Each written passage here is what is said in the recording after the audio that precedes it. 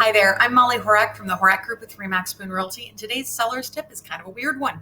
So sometimes you're not quite ready to sell, but you have some legal reasons why you need an exact dollar figure on your home. Usually this has to do with wrapping up an estate after someone's passed away, or a divorce or something. You need the price before you're actually putting the home on the market.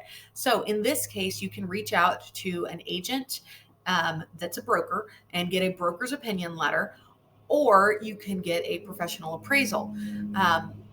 Just be aware that those are options out there. Talk to your preferred agent and get some advice on who to reach out to those. Not all agents are willing to do opinion letters.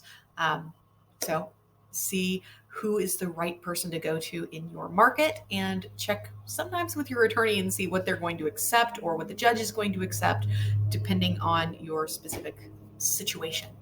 All right, thanks, and see you on the next one.